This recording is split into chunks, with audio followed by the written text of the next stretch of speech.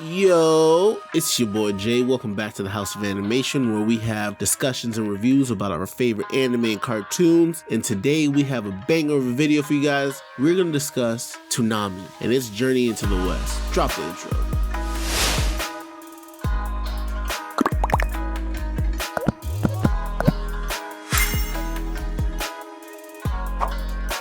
Now, I don't know about you guys, but for me, TOONAMI was a staple in my childhood. I can't really imagine it being the same without it. For those of you who don't know what TOONAMI is, TOONAMI was a cartoon block on Cartoon Network that originally was created on March 17th, 1997, and it served as Cartoon Network's primary action animation block until September 20th, 2008. The true original run of TOONAMI was from 97 to 2004. Now, it had a 4-year hiatus and came back in 2008, and then again another 4-year hiatus and came back in 2012, where it currently runs to this day. But we're here to talk about that first original block, that 97 to 2004, because to be honest, I feel like that has to be the most impactful cartoon block, especially for introducing anime to the Western audiences.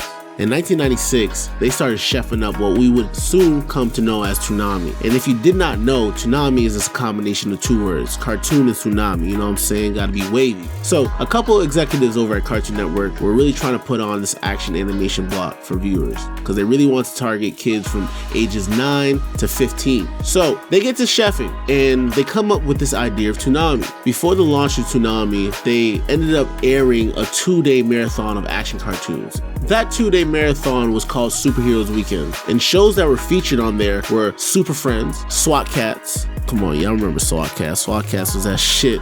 Voltron, The Real Adventures of Johnny Quest, Teen Force, The Impossibles, and a whole bunch of other series. But for me, and I can attest for pretty much every other kid out there in the 90s, there was not one year that was more important than 1998 for TOONAMI, because that was when we were introduced to anime. Introduced to the likes of Dragon Ball Z, Sailor Moon, Beast Wars, Transformers. Like, bro, my childhood was lit. Like, TOONAMI really put us on to some fire-ass shows. Honestly, without TOONAMI, there would not be anime popping in the West like it is today, because TOONAMI was the first one to really introduce us to this stuff. Bro, even to this day, I still argue with my cousin and my brother on whether one night when we were staying up late, on whether we were watching Dragon Ball Z on TOONAMI and they thought it was the Flintstones. Flintstones! I call cap.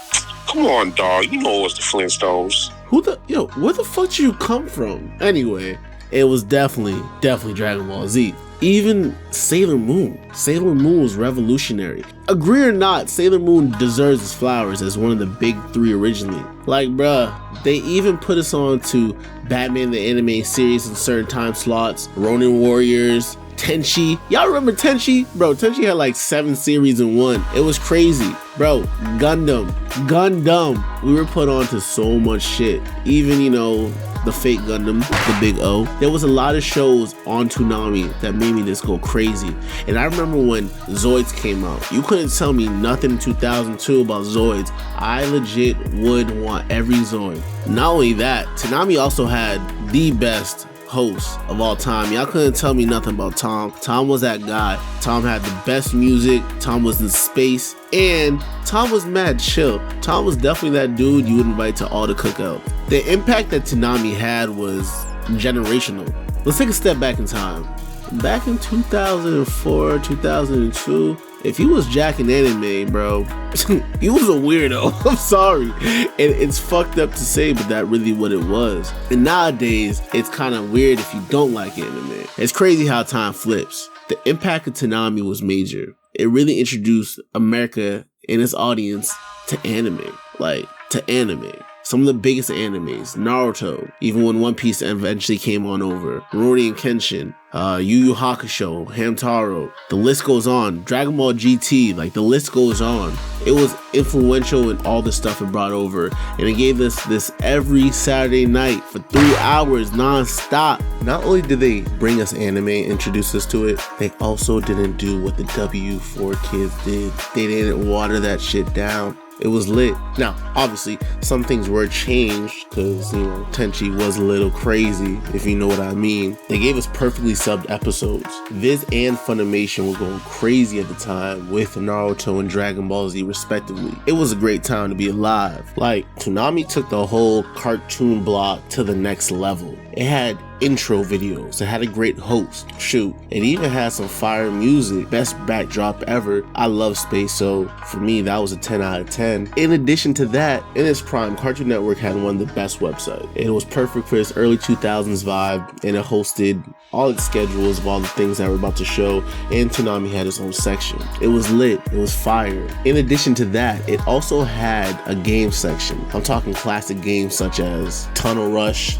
Dragon Ball Z Tournament, Samurai Jack, Code of Samurai, and many more. And in the Toonami section, they had a schedule where you could view all of the upcoming shows in block. Even today, there still stands a website for Toonami called ToonamiAftermath.com. It's fire, go check it out if you haven't. And it perfectly encapsulates that perfect early 2000s vibe, and its website design is pretty lit. Now, I don't know if you guys remember, but in the early 2000s, unless you had like 30 subscriptions to magazines or you were rich and had G4 and GameSpot, you weren't really getting those reviews on TV like you were today, or even easy accessibly on YouTube. That wasn't really a thing. Yeah, there were the IGNs or the GameSpots or the Games Radar back then, but Toonami was a trendsetter with the way it reviewed video games. On commercial breaks, it would run video game reviews in its little skits. And it was lit because we would see our host Tom return, great music, and they would actually take the time to review the game. I remember when they reviewed Dragon Ball Z Budokai. That review made me want to go out and buy the game. Granted, that came out in 03. I was broke.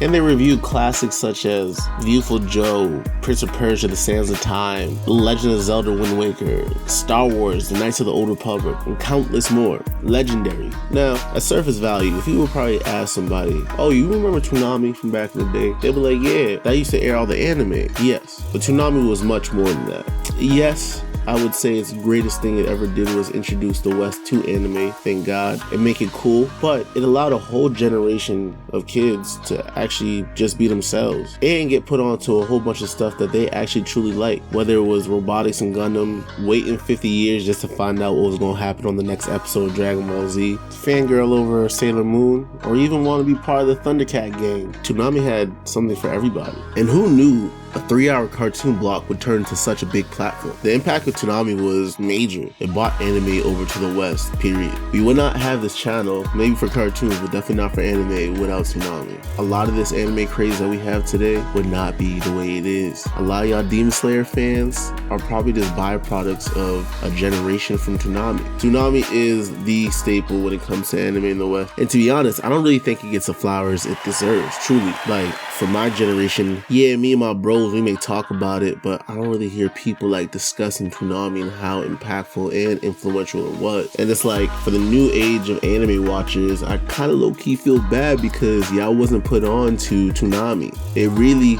was what a time to be alive, wrapped up in a 3-hour cartoon block. But you know how it usually goes with history. It's usually never the person who did it first, it's the person who did it best. But for me, Toonami was the person who did it first and the person who did it best, especially during that first run from 97 2004. It was unbeatable. Dragon Ball Z was king. Like, bro, they had Burger King toys and fucking kids wearing those tacky ass shirts to school. Nasty business, even though I wanted one. But Toonami was it, man. You know, when you hear that phrase saying, I'm him, that was Toonami back in the day. And well, folks, that's all we have for y'all today. Thank you for stopping by the channel to check out the video. And if you liked the video today and want to check out more content from House of Animation, subscribe or even leave a like or comment down below. Tell us what we missed or what you agreed with or what you didn't.